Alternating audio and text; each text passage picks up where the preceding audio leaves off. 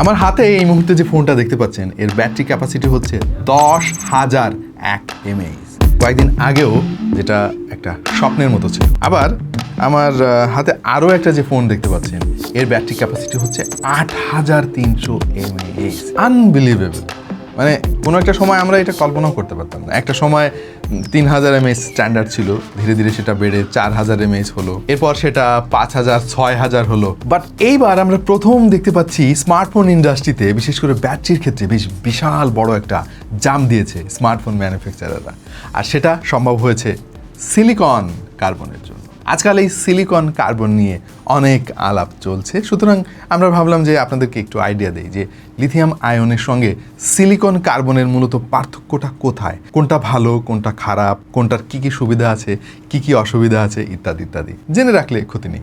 দেখছেন আপনাদের ভালোবাসা channel tech to the point. চলুন শুরু করি। আপনার স্মার্টফোনের যে সাইজ, সেই সাইজটা ঠিক রেখে ব্যাটারি ক্যাপাসিটি যদি ডাবল, ট্রিপল হয়ে যায় তাহলে ব্যাপারটা কেমন হয়? এটা শুনতে কিছুটা ফিউচারিস্টিক মনে হলেও বর্তমানে কিন্তু এই জিনিসটা সম্ভব হয়ে গিয়েছে সিলিকন কার্বনের জন্য। এতদিন স্মার্টফোন ইন্ডাস্ট্রিতে আমরা দেখেছি লিথিয়াম আয়ন ব্যাটারির দৌরাত্ম্য অনেক বেশি। বেশিরভাগ ম্যানুফ্যাকচারাররা লিথিয়াম আয়নটা ব্যবহার করতো।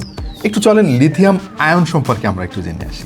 লিথিয়াম আয়ন ব্যাটারি মূলত স্মার্টফোনে কিভাবে কাজ করে? লিথিয়াম আয়ন ব্যাটারির দুইটা মেইন অংশ থাকে। একটা হচ্ছে ক্যাথোড, যেটা লিথিয়াম বেসড একটা ম্যাটেরিয়াল, আর একটা হচ্ছে অ্যানোড। এইটা সাধারণত গ্রাফাইট হয়। চার্জিংয়ের সময় লিথিয়াম আয়নগুলা ক্যাথোড থেকে অ্যানোডে যায়, আর ব্যবহার করার সময় সেটা আবার ফিরে আসে। এটাই হচ্ছে চার্জিং সাইকেল, এবং এইটা প্রতিনিয়ত ঘটতে থাকে। এভাবেই বিদ্যুৎ উৎপাদন হয়। এই টেকনোলজিটা কিন্তু অনেক সফিস্টিকেটেড, বেশ ম্যাচিউরড, বাট এইটার কিছু লিমিটেশন আছে। লিমিটেশনের মধ্যে সবচাইতে বড় ইম্পর্টেন্ট যেটা, সেটা হচ্ছে ডেনসিটি। মানে কত কম জায়গায় কত বেশি চার্জ রক্ষণাবেক্ষণ করা যাবে, সেটাই হচ্ছে লিথিয়াম আয়নের সবচাইতে বড় লিমিটেশন। আচ্ছা, ওপর দিকে সিলিকন কার্বন এটা কিভাবে কাজ করে? এখানে মূল পার্থক্যটা হচ্ছে অ্যানোডের ভেতরে গ্রাফাইটের বদলে ব্যবহার করা হচ্ছে সিলিকন।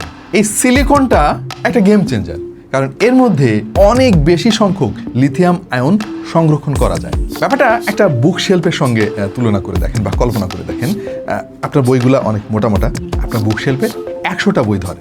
এখন বইগুলা পাতলা পাতলা হয়ে গেল, তখন ওই একই বুক শেলফে আপনি 300টা বই রাখতে পারবেন। বইয়ের পুরুত্ব যত কম হবে, বইয়ের সংখ্যা তত বেড়ে যাবে। সিলিকন কার্বনের ক্ষেত্রে ব্যাটারির মধ্যে এই জিনিসটাই ঘটেছে। সো সিলিকন কার্বন ব্যবহার করার ফলে এখন একই আয়তনের মধ্যে অনেক বেশি ব্যাটারি ক্যাপাসিটি সংরক্ষণ করা সম্ভব হচ্ছে, যেটা একটা স্মার্টফোনের জন্য খুবই খুবই দরকারি।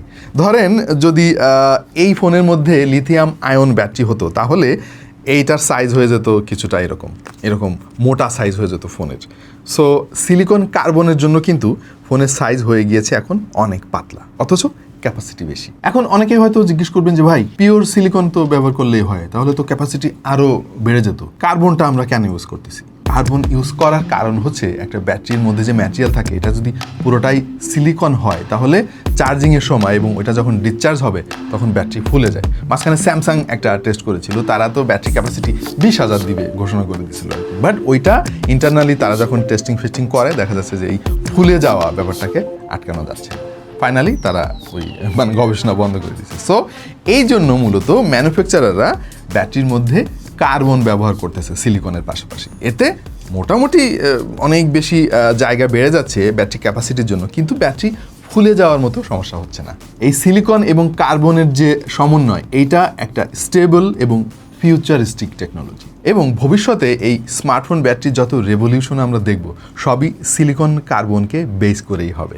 অলরেডি রিয়েলমি কিন্তু ঘোষণা করে দিয়েছে তারা এই 2026 সালের মধ্যে 15,000 mAh এর ব্যাটারির ফোন লঞ্চ করবে মার্কেটে, এবং আমার ধারণা 2027-এর মধ্যে আমরা 20,000 mAh এর ক্যাপাসিটির ফোন দেখতে চলেছি, তাও আবার ফোনের থিকনেস মোটা না করে, হুইচ ইজ ক্রেজি। আমরা এবার সিলিকন আয়ন এবং সিলিকন কার্বনের মধ্যে মূল পার্থক্যটা নিয়ে আলাপ করব।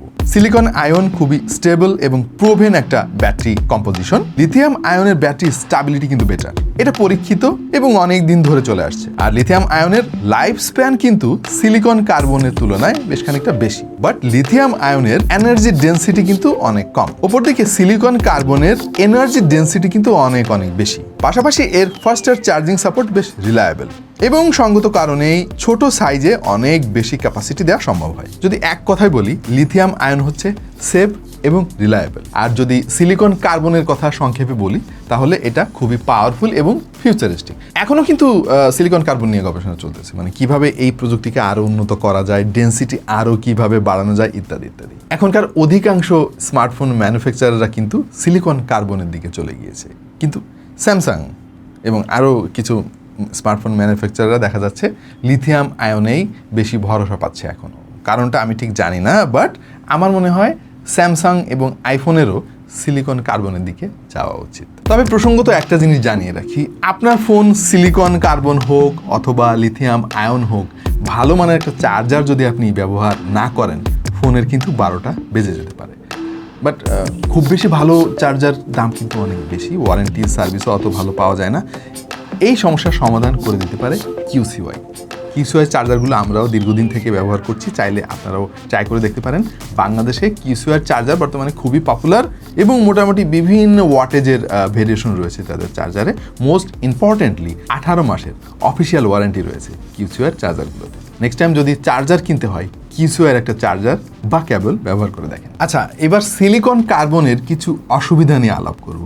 প্রথম অসুবিধা হচ্ছে, এইটা কিন্তু ফিউচারিস্টিক পাওয়ারফুল সব ঠিক আছে, কিন্তু লং লাস্টিং না। এই জিনিসটা কিন্তু এখনও প্রুভেন না, কারণ রিসেন্টলি আমরা ফোনগুলোতে দেখতে পাচ্ছি। সো 4-5 বছর পরে গিয়ে এই সিলিকন কার্বন ব্যাটারিগুলোর কী অবস্থা হবে সেটা আমরা এখনও বুঝতে পারতেছি না। পাশাপাশি সিলিকন কার্বনের যে ব্যাটারিগুলো, সেটার দামও বেশি। এই কারণে যে ফোনে সিলিকন কার্বন থাকে সেটার দাম একটু বেশি হয়। আরেকটা জিনিস, হিট ম্যানেজমেন্ট কিন্তু লিথিয়াম আয়নে বেটার, মানে লিথিয়াম আয়নের ব্যাটারিগুলো কিন্তু কুল থাকে, বাট সিলিকন কার্বনের টেম্পারেচার বেড়ে যাওয়ার একটা প্রবণতা থাকে। এই জন্য দেখবেন যে সমস্ত ফোনে সিলিকন কার্বন প্রযুক্তি ব্যবহার করা হয় ব্যাটারিতে, সেইটার ভাই হিট কমানোর জন্য নানা রকম প্রযুক্তি ব্যবহার করা হয়, ভেপার চেম্বার, এইটা বিভিন্ন রকম জিনিসপত্র থাকে সেসব ফোনে। সো এই জিনিসটার ভবিষ্যৎ কী? আপাতত স্মার্টফোনের মধ্যে দেখলেও ধীরে ধীরে দেখা যাবে যে স্মার্ট ওয়াচের মধ্যেও সিলিকন কার্বন চলে এসেছে। সো এখন স্মার্ট ওয়াচ যারা ব্যবহার করেন নিয়মিত জানেন যে 2-3 দিন পর পর চার্জ দিতে হয়। সিলিকন কার্বন এসে গেলে দেখবেন যে আপনার 15 দিনের মধ্যে একবার চার্জ দিলে হয়ে যাচ্ছে। তখন অবশ্য স্মার্ট ওয়াচের দামও একটু বাড়বে, বা অন্যান্য আরও অনেক ডিভাইসেও কিন্তু এই সিলিকন কার্বন ব্যাটারি প্রযুক্তিটা চলে আসবে। এইটার জাস্ট প্রথম স্টেজ আমরা পার করছি। ভবিষ্যতে এই জিনিসটা আরও বেশি সফিস্টিকেটেড হবে, আরও ম্যাচিউর হবে, তখন এইটার পরিপূর্ণ যে প্রফিট সেটা আমরা পেতে শুরু করব। এখন আমরা মোটামুটি সবাই পাওয়ার ব্যাংক নিয়ে ঘোরাফেরা করি, কারণ ফোনের চার্জ কখন শেষ হয়ে যাবে আমরা কেউ জানি না। দেখা যাচ্ছে রাস্তায় আসি, বাইরে বের হয়েছি, ফোনের চার্জ 50% ছিল, বাসায় ফিরতে ফিরতে দেখবেন যে চার্জ শেষ হয়ে গেছে। সো একটা পাওয়ার ব্যাংক কিন্তু মাস্ট। যখন ব্যাটারি ক্যাপাসিটি এরকম 10,000 20,000 স্ট্যান্ডার্ড হয়ে যাবে, তখন আর পাওয়ার ব্যাংক ক্যারি করা লাগবে না। আপনি একবার ফোন চার্জ করে 3-4 দিন ইজিলি ইউজ করতে পারবেন। আপনার কি মনে হয় এই সিলিকন কার্বন প্রযুক্তির ভবিষ্যৎ কি? অবশ্যই জানিয়ে দিন কমেন্ট সেকশনে। আপাতত এই পর্যন্তই। সিলিকন কার্বন এবং লিথিয়াম আয়ন নিয়ে আপনার যদি কোনো প্রশ্ন থাকে, অবশ্যই সেটা কমেন্টে জানিয়ে দিন, আমরা চেষ্টা করব উত্তর দেওয়ার। দেখা হয়ে যাবে অন্য কোনো ভিডিওতে ভিন্ন কোনো বিষয় নিয়ে। সেই পর্যন্ত সবাই ভালো থাকুন, সুস্থ থাকুন আর দেখতে থাকুন টেক টু দ্য পয়েন্ট।